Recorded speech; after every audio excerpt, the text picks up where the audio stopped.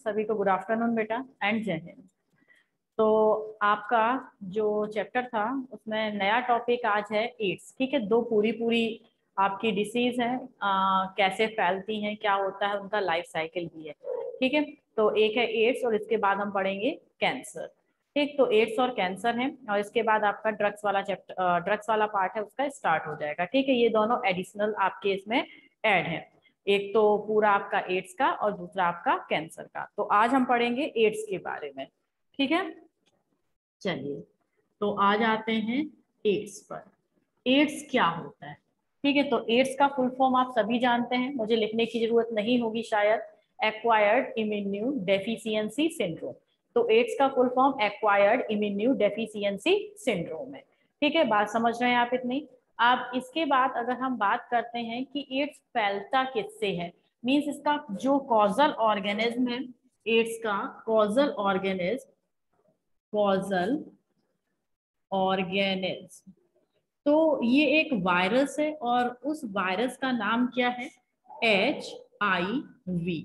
ठीक है, human immuno deficiency virus. यानी कि एड्स किससे फैलता है? AIDS is a viral disease. और इसकी अगर हम टाइप की बात करें, ठीक है, इसको इतना तो खैर आप जानते हैं एड्स का फुल फॉर्म, और एड्स किस वायरस से फैलता है? HIV वायरस से फैलता है। और HIV वायरस का फुल फॉर्म क्या है ये सब जानते हैं। अब HIV वायरस को किस किस फैमिली में कैटेगराइज किया गया है? तो HIV को कैटेगराइज किया गया है। ठीक है, मैं पॉइंट वाइज लिख देती हूँ। First, HIV is categorised in retrovirus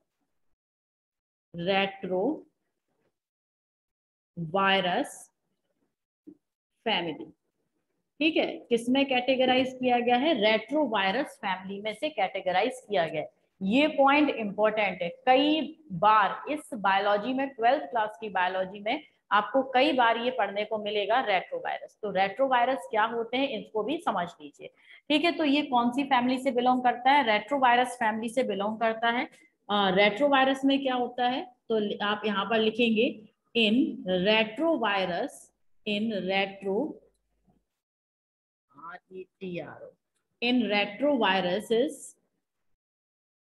retroviruses, the genetic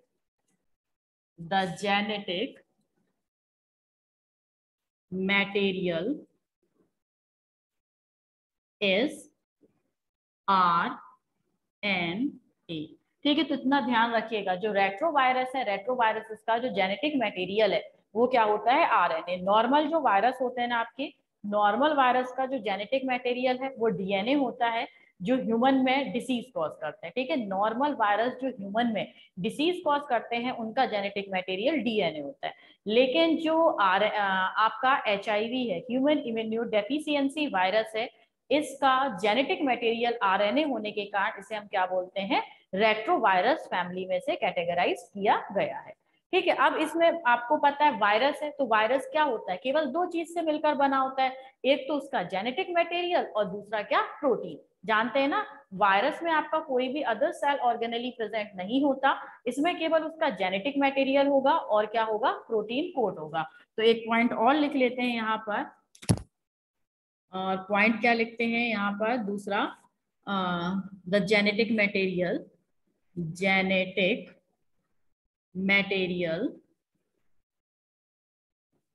enclosed in a protein pouch। ठीक है, जो जेनेटिक मटेरियल है वो किसमें आपका बंद होगा? एक प्रोटीन के पाउच में बंद होगा। जैसे मान लेते हैं ये आपका HIV है, और HIV में ये जो ब्लू कलर का है ये RNA है, और जो ये ग्रीन कलर का मैंने बाहर एनवलप बनाया है, इसे पाउच या एनवलप आप कह सकते हैं, तो ये जो एनवलप है, ये एनवलप किसका बना होगा? ये बना होगा बेटा प्रोटीन का।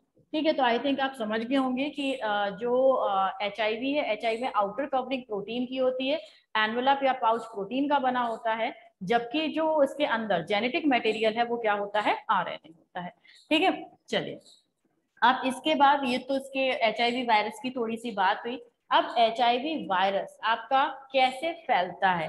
ठीक है, तो इसका ट्रांसमिशन कैसे होता है? तो यहाँ पर हम हेडिंग डाल देते हैं इसका transmission.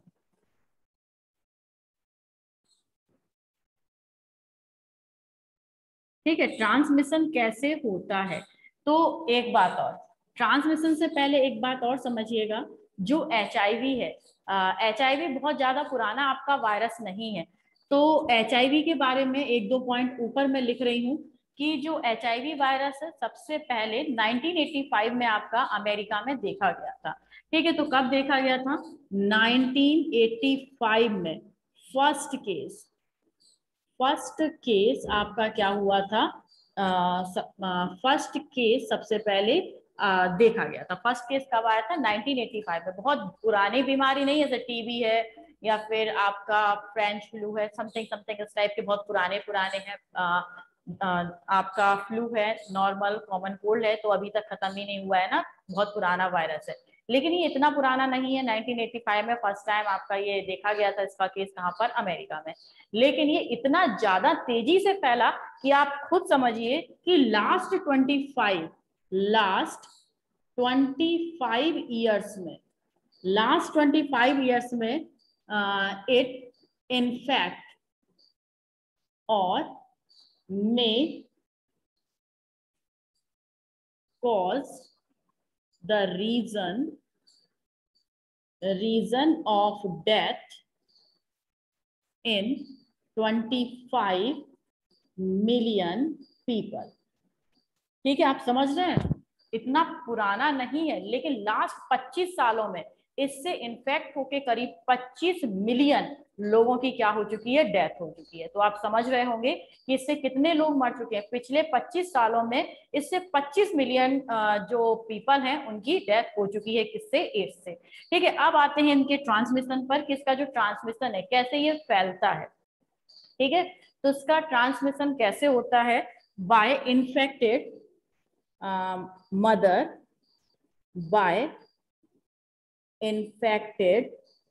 Mother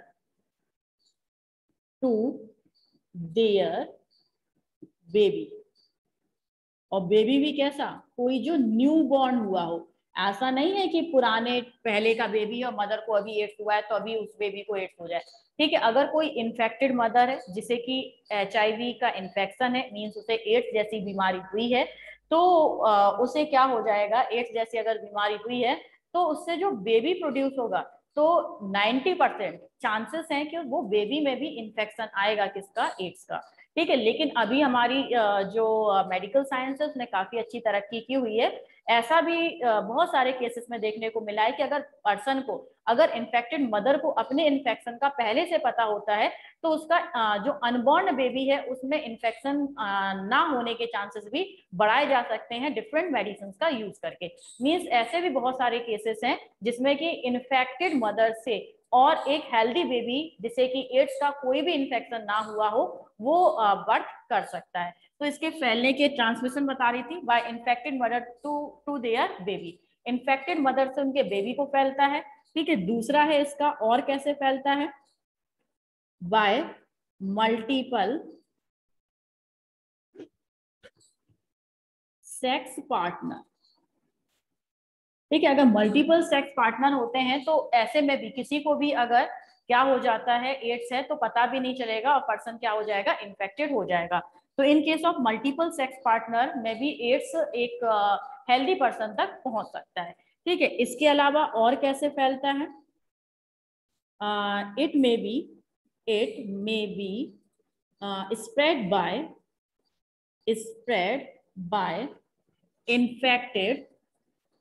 infected blood transfusion. ठीक है, इन्फेक्टेड पर्सन का अगर ब्लड किसी नॉर्मल पर्सन को ट्रांसफ्यूज कर दिया जाए तो भी एड्स कहाँ पर? ब्लड में होता है। तो इस तरीके से एड्स भी आपके जो वायरस हैं वो एक इन्फेक्टेड पर्सन से नॉर्मल पर्सन में जा सकते हैं, अगर इन्फेक्टेड पर्सन का जो ब्लड है वो ट्रांसफ्यूज कर दिया जाए किसी नॉर्मल पर्सन के अंदर। ठीक है, नेक्स्ट आते हैं और क्या है, और कैसे फैल सकता है। तो नेक्स्ट लिख सकते हैं, it may be spread by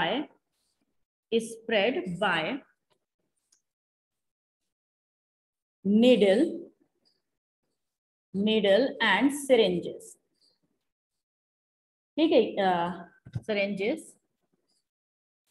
जो आपका ये कैसे फैल सकता है, infected needle and syringes used by first infected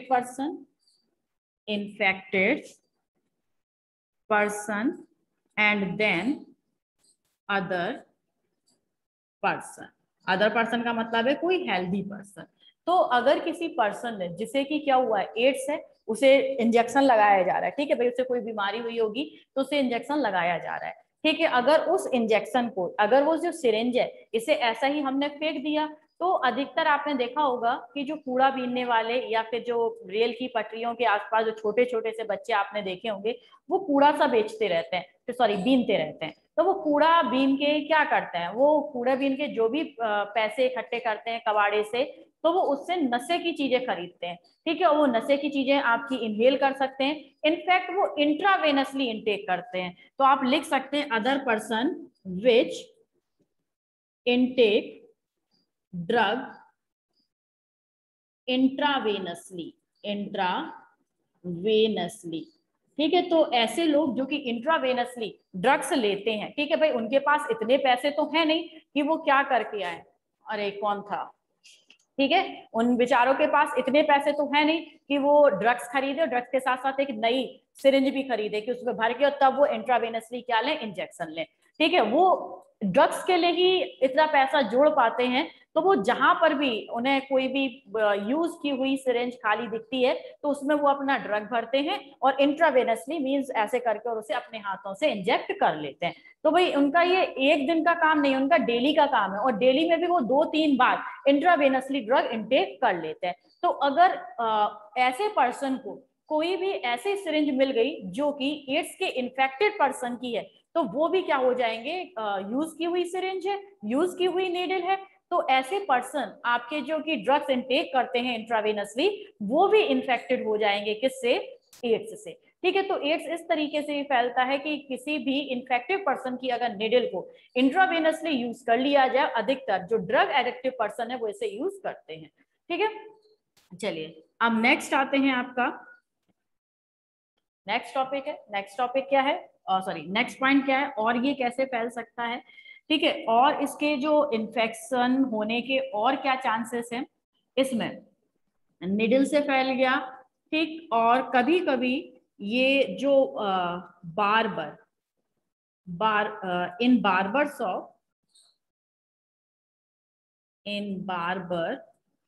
shop used blade for hair removing is also infect healthy person, ठीक है। एक ये भी आपका तरीका है हेल्दी पर्सन तक एड्स के पहुंचने का। क्या तरीका है कि बार्बर की शॉप पर कोई एड्स का पेशेंट है, वो अपनी हेयर रिमूव कराने, यानी कि जो बाल वगैरह है, ठीक है, हेयर कटिंग कराने गया, और उस ब्लेड से मान लीजिए कुछ कट लग जाता है उस पेशेंट के जिसे कि एड्स है, और उसी ब्लेड का यूज कर देता है वो किस पर, नॉर्मल की।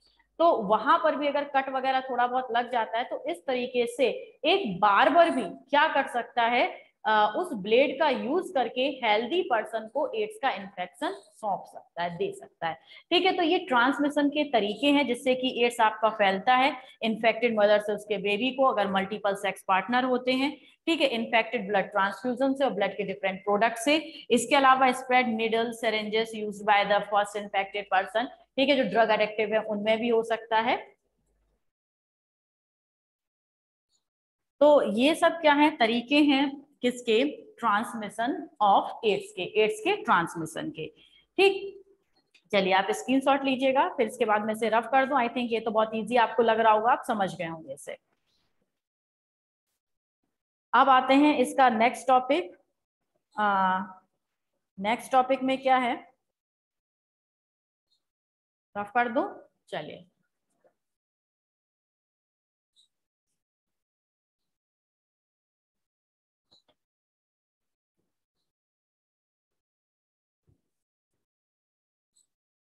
और ये फैलता कैसे नहीं है, इतने तरीके तो मैंने फैलने के बता दिए ट्रांसमिशन के। और ट्रांसमिशन के कैसे नहीं होता, ठीक है, आप उसके फिजिकल कांटेक्ट में रहे, मींस आप हैंड शेक कर रहे हैं किसी एड्स के पेशेंट के साथ, उसके साथ बैठे हुए हैं, उसके साथ खाना खा रहे हैं, तो इस तरीके से बेटा एड्स नहीं फैलता। समझ गए ना? तो एड्स आपके सिंपल फिजिकल कांटेक्ट से नहीं फैलता, ये केवल ब्लड और उसके प्रोडक्ट के आपस में कांटेक्ट होने से एक इन्फेक्टेड पर्सन से और हेल्दी पर्सन में आपका पहुंचता है। इसलिए जिस पर्सन को एड्स हुआ है उसे सोसाइटी से आप बाहर नहीं कर सकते, क्योंकि उसके सोसाइटी में रहने से आप पर कोई इफेक्ट नहीं पड़ेगा जब तक कि आप उसके ब्लड और उसके ब्लड के प्रोडक्ट के कांटेक्ट में नहीं आते। बात समझ रहे हैं?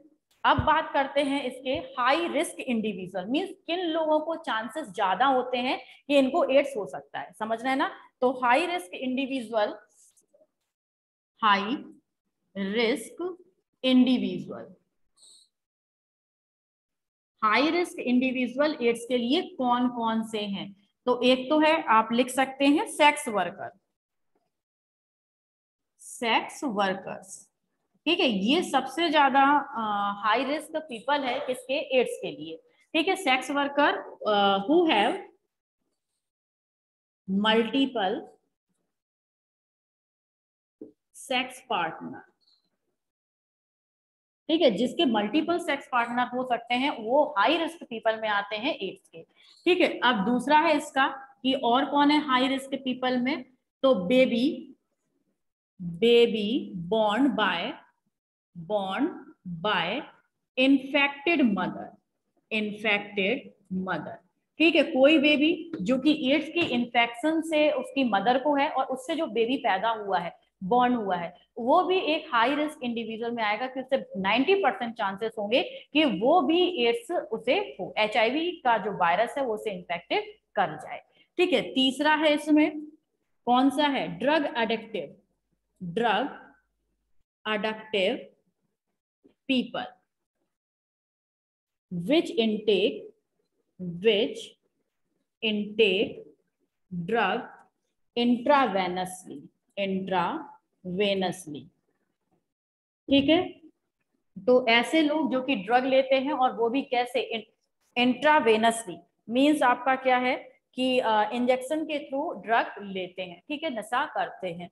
और इसका high risk people, high risk people में और क्या आएगा? People, people which need sorry who need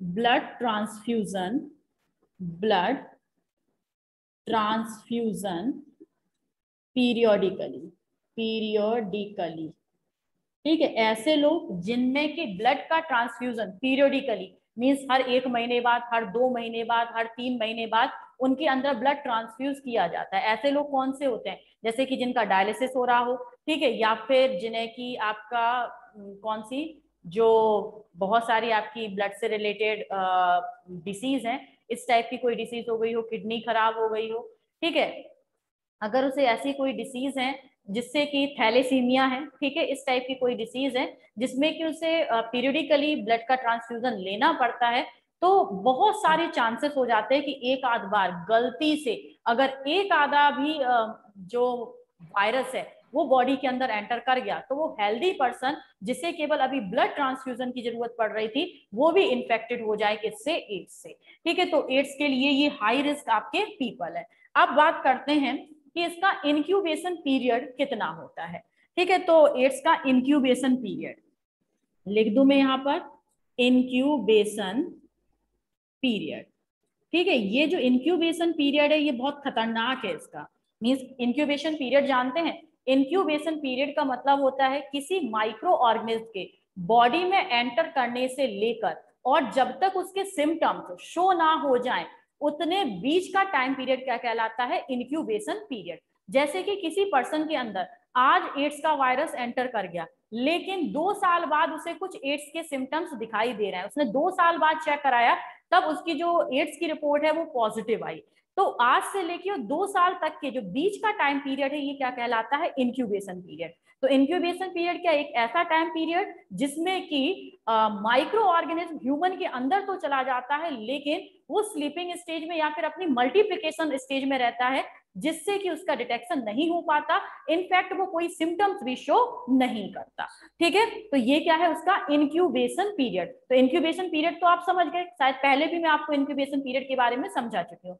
तो ये जो एड्स है, एड्स का इंक्यूबेशन पीरियड क्या होता है, इसे आप बहुत इंपॉर्टेंट है, इसे ध्यान रखिएगा।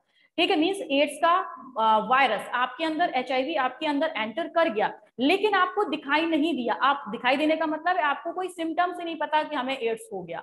ठीक है, तो ये खतरनाक कहानी होती है। पर्सन को पता तो होता नहीं है कि उसे एड्स है, और ऐसे टाइम पर वो बहुत सारे लोगों को, मीन्स अगर ब्लड उसने ट्रांसफ्यूज कर दिया, तो अगर उसने किसी के साथ सेक्सुअल कांटेक्ट बनाया है तो उस पार्टनर को, तो इस तरीके से वो बहुत सारे लोगों को अनजाने में ही क्या कर देता है, एड्स से इन्फेक्टेड कर देता है। क्यों कर देता है? क्योंकि इसका इंक्यूबेशन पीरियड कैसा होता है, काफी लार्ज होता है। तो यहाँ पर लिख देते हैं हम incubation period, incubation period of AIDS is so long. कैसा होता है आपका? काफी लॉन्ग होता है। ठीक है, टू लॉन्ग लिखते हैं, is too long like few month to 5 to 10 years. ठीक है, ये आपका कैसा होता है, इसका इंक्यूबेशन पीरियड किसका, HIV वायरस का, बहुत लंबा होता है। कितना लंबा होता है? कुछ मंथ, आप मंथ ही समझ लीजिए। एक मंथ के अंदर तो वो हो सकता है ब्लड ट्रांसफ्यूज भी कर चुका हो, ठीक है, और बहुत सारे लोगों के साथ आपका सेक्सुअल कांटेक्ट में भी रह चुका हो।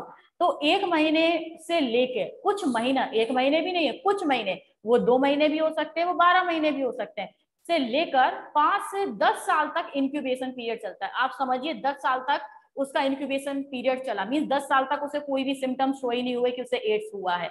तो ऐसा पर्सन कितने लोगों को अनजाने में ही इन्फेक्ट कर चुका होगा। तो इसके इन्फेक्शन का एक रीजन ये भी है, इन्फेक्शन, हायर इन्फेक्टिव रेट होने का एक रीजन ये भी है, इतने लोग अधिकतर इससे इन्फेक्ट हो गए क्योंकि इसका इंक्यूबेशन पीरियड बहुत लंबा होता है। उसके अंदर वायरस तो होता है पर्सन के अंदर, लेकिन उसे कोई सिम्टम्स शो नहीं होते, और हो सकता है 10 साल तक। आप खुद समझिए 10 साल तक पर्सन के अंदर एड्स का वायरस है, लेकिन उसे पता ही नहीं चला। ठीक, अब नेक्स्ट आते हैं आपका, इसमें ट्रांसमिशन हो गया, हाई रिस्क हो गए आपके, इसका इंक्यूबेशन पीरियड मैंने बता दिया। अब आता है इसका ट्रीटमेंट। ठीक है, ट्रीटमेंट के बाद इसकी लाइफ साइकिल पढ़ेंगे। तो बात करते हैं इसकी ट्रीटमेंट की। ठीक है, तो आपको पता है there will be no specific treatment for AIDS victim. अगर किसी पर्सन को एड्स हो गया है तो उसका कोई भी प्रॉपर ट्रीटमेंट अवेलेबल नहीं है। ठीक है, तो आप लिख सकते हैं यहां पर there will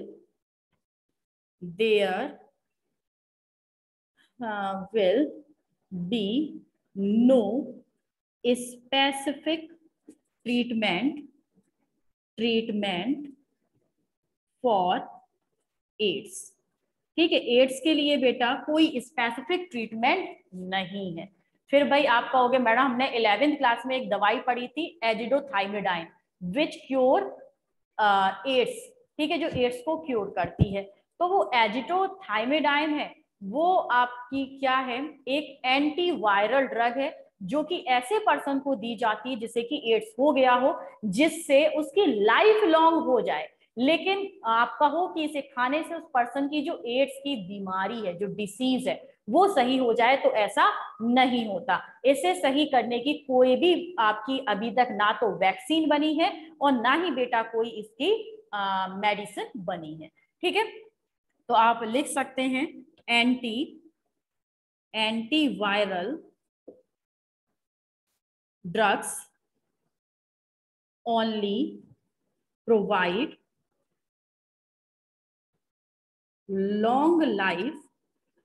long life for infected person, but यहीं लिख देती हूं मैं, एक तो ये हुआ, ये एक ये, but not completely treat person। तो यहाँ पर आप खुद समझ गए कि इससे लाइफ लॉन्ग हो सकती है, क्योंकि एड्स है क्या, वास्तव में एड्स आपका एक सिंड्रोम है। सिंड्रोम का मतलब है वो अपने आप में कोई डिसीज नहीं है, लेकिन ये आपका इम्यून सिस्टम इतना वीक कर देता है कि आपको एक नॉर्मल सी भी जो बीमारी हो जाए, जैसे डिसेंट्री हुआ या माइक्रोबैक्टीरियम ट्यूबरक्लोसिस का इन्फेक्शन हुआ, तो ये इन्फेक्शन इजिली आपका सही नहीं होगा। तो एड्स अपने आप में वास्तव में बेटा कोई बीमारी नहीं है, ये केवल इम्यून सिस्टम को इतना वीक कर देती है कि पर्सन को अदर इन्फेक्शन हो जाते हैं, और इम्यून सिस्टम वीक होने के कारण उसके ये जो इन्फेक्शन उसकी बॉडी के अंदर हुए हैं उनका इजिली ट्रीटमेंट नहीं हो पाता, और अदर सेकेंडरी जो डिसीज है, जैसे एड्स हुआ, एड्स के साथ जो दूसरी डिसीज हो गई, इम्यून सिस्टम वीक होने के कारण उन्हें हम बोलते हैं सेकेंडरी डिसीज। तो इन सेकेंडरी डिसीज के इन्फेक्शन के कारण पर्सन की क्या हो जाती है, डेथ हो जाती है। तो आई थिंक आप समझे होंगे कि एड्स वास्तव में एक सिंड्रोम है, ना कि कोई डिसीज है। ये अदर डिसीज को हमारी बॉडी में एंटर करने के लिए एक परमिशन दे देती है, बिकॉज ये इम्यून सिस्टम को बहुत ही ज्यादा वीक कर देती है।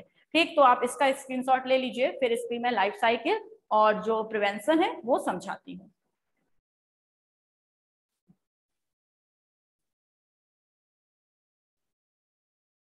हो गया, चलिए।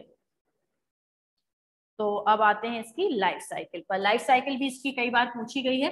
इनफैक्ट एक बार तो इसका डायग्राम आया था, उसमें ABCD लेबल करने के लिए आया था। मींस कभी इसका डायग्राम बनाने के लिए आता है, तो कभी इसको लेबल करने के लिए आता है, इसलिए आप उसकी लाइफ साइकिल ध्यान से देखिए। तो एड्स की लाइफ साइकिल पढ़ें। लाइफ साइकिल, तो लाइफ साइकिल ऑफ एड्स, जैसे मानिए ये यहाँ पर क्या है, ये रेट्रोवायरस है, इसका मैं जेनेटिक मटेरियल बना देती हूँ, ये ब्लैक, ठीक है। ये है RNA, रेट्रोवायरस है ना, तो ये RNA है, और ये प्रोटीन का एनवेलप है, प्रोटीन की कवरिंग है। अब क्या हुआ, ये सबसे पहले जो इन्फेक्ट करता है, ठीक है, ये इन्फेक्ट करता है एनिमल सेल में मैक्रोफेजेस को। समझते हैं ना, मैक्रोफेजेस भी आपके इम्यून सिस्टम के लिए रेस्पॉन्सिबल होते हैं। तो ये एक मैं मैक्रोफेज ही आपको एक बड़ा सा बना के दिखाई दे रही हूँ। इसने एंटर किया ह्यूमन या एनिमल सेल के अंदर, ठीक है, ये एनिमल सेल, इसके अंदर सारी कहानियां अब होंगी। तो ये मैंने बना दिया क्या, एनिमल सेल।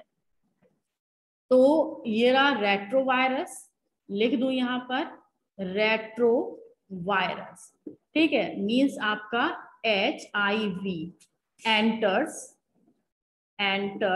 इन एनिमल सेल।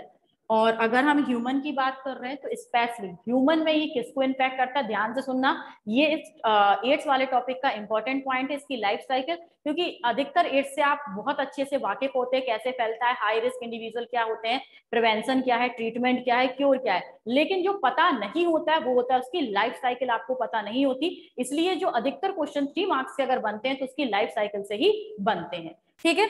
तो ये आपका इन्फेक्ट किसे करता है, ह्यूमन के अंदर मैक्रोफेजेस को,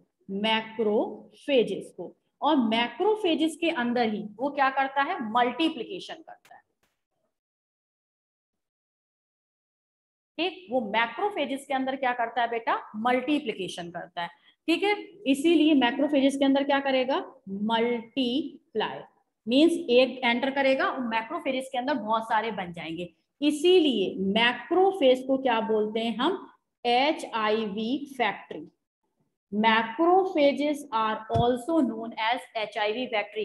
क्वेश्चन आ चुका है 2015 में, 2015 में क्वेश्चन आया था, why macrophages called HIV factory. या फिर आप से पूछ सकते हैं कि which cell is also known as HIV factory in human body. Human body के अंदर HIV फैक्ट्री किसे कहते हैं, तो ह्यूमन बॉडी के अंदर HIV फैक्ट्री किसे कहते हैं, मैक्रोफेजेस को, क्योंकि HIV सबसे पहले मैक्रोफेजेस के अंदर एंटर करके मल्टीप्लाई करता है और वहां पर अपनी पॉपुलेशन बढ़ाता है, और macrophages are responsible for the immunity. तो सबसे पहले HIV एंटर किया ब्लड के अंदर, ब्लड में भी सबसे पहले जिस सेल को इन्फेक्ट करता है वो कौन सा है, आपका मैक्रोफेज। तो उसने ये मैक्रोफेज मैंने बना दिया, यहां पर आ गया आपका, ये एंटर किया, तो ये जो प्रोटीन कवरिंग है, प्रोटीन कवरिंग तो इसकी क्या रह जाती है, बाहर रह जाती है, ये प्रोटीन कवरिंग बाहर रह गई, और जो RNA है, ठीक है, जो क्या था आपका RNA, ये आरएनए क्या हो जाता है, एंटर कर जाता है, एंटर इन सेल। ठीक है, आरएनए, ये आरएनए है, आरएनए एंटर कर गया कहां पर, सेल में। अब ये आरएनए सेल के अंदर सेल के मैकेनिज्म को यूज करके और कौन सी प्रोसेस करके, रिवर्स ट्रांसक्रिप्शन, ध्यान रखिएगा इतना। रिवर्स ट्रांसक्रिप्शन, आपको पता है ट्रांसक्रिप्शन का मतलब क्या होता है, आरएनए से डीएनए का बनना। मैं आपको पहले भी बता चुकी हूँ ट्रांसक्रिप्शन का मतलब क्या होता है, आरएनए से डीएनए का बनना, सॉरी आपका ट्रांसक्रिप्शन। सबसे पहले डीएनए है, डीएनए से आरएनए बनता है। ठीक है, डीएनए से आरएनए बनता है तो क्या कहलाता है, ट्रांसक्रिप्शन। ठीक है, और डीएनए से प्रोटीन बनता है तो ये कहलाता है ट्रांसलेशन, और ये पूरी प्रोसेस कहलाती है सेंट्रल डोग्मा।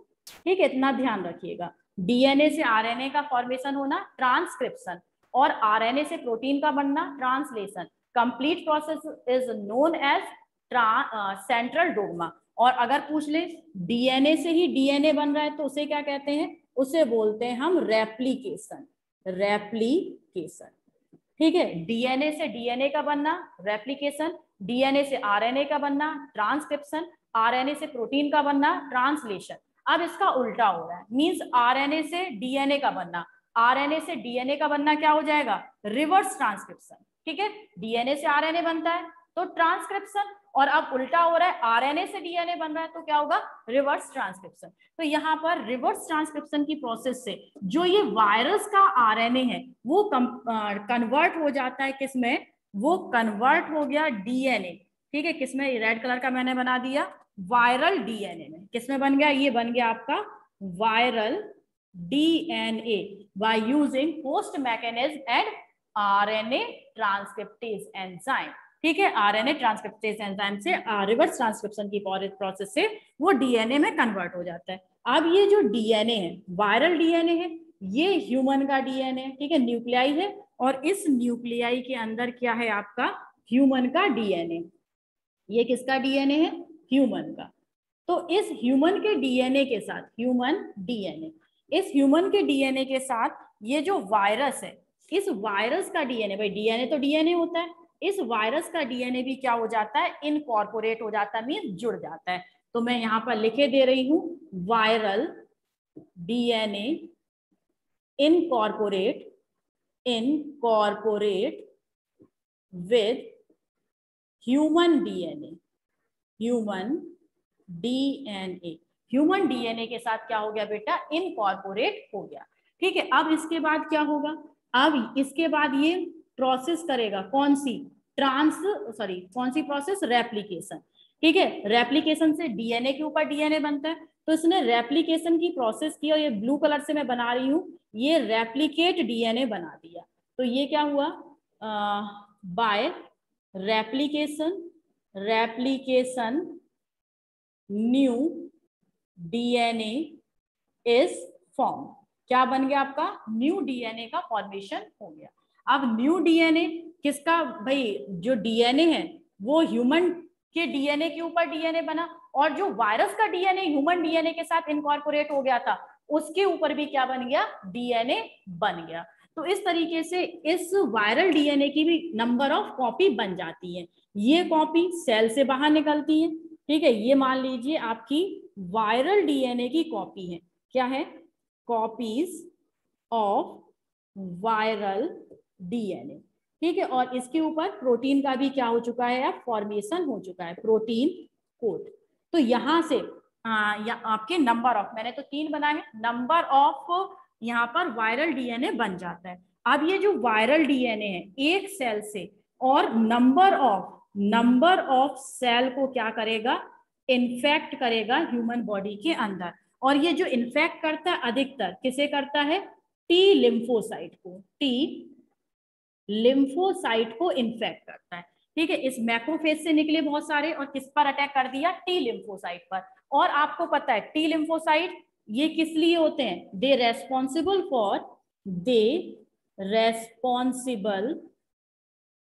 For immunity. ये इम्यूनिटी के लिए रिस्पॉन्सिबल होते हैं। तो अब धीरे धीरे सभी टी जो हेल्पर या टी मेमोरी सेल है, यानी कि टी लिम्फोसाइट है, जो हमारी इम्यूनिटी के लिए रेस्पॉन्सिबल होते हैं, वो धीरे धीरे कैसे होने लगते हैं, खत्म होने लगते हैं। तो अब जब इम्यूनिटी को मेंटेन करने वाले टी लिम्फोसाइट ही खत्म हो रहे हैं, तो हमारा इम्यून सिस्टम भी क्या हो जाता है, वीक हो जाता है। तो इस तरीके से जो एड्स का वायरस है HIV, वो हमारी इम्यूनिटी को वीक करके डिफरेंट डिसीज के लिए हमारी बॉडी को ससेप्टेबल बना देता है, जिससे ससेप्टेबल बॉडी में डिफरेंट डिसीज हो जाती हैं और सेकेंडरी इन्फेक्शन हो जाने के कारण पर्सन की डेथ हो जाती है। बिकॉज जो एड्स है उसका कोई भी ट्रीटमेंट नहीं है। ठीक है, ओनली प्रिवेंशन इज आपका है, क्योंकि ट्रीटमेंट तो है ही नहीं। तो इसका स्क्रीनशॉट लीजिए आप पहले।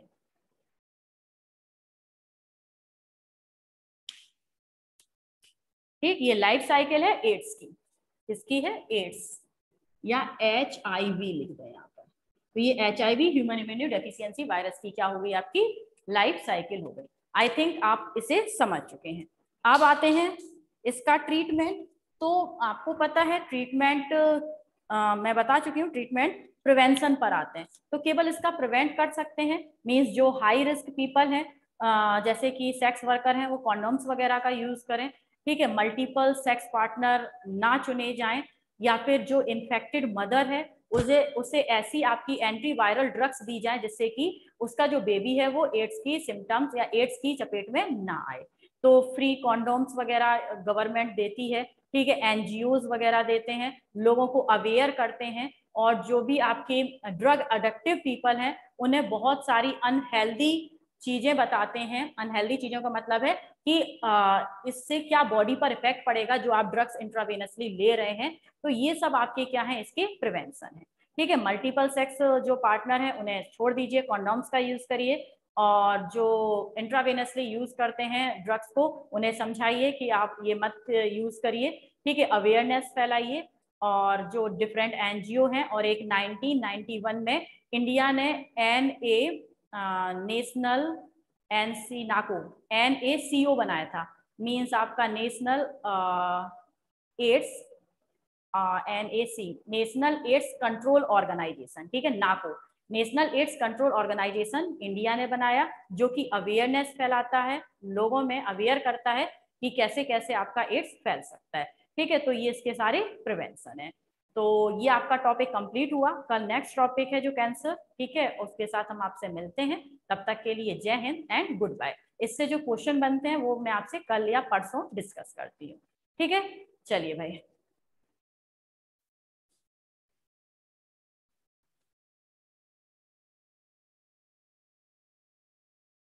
हाँ भाई, जो लाइफ साइकिल है इसे मैं इसको भी रिपीट करानी है, क्योंकि टाइम मीटिंग का कंप्लीट होने वाला है।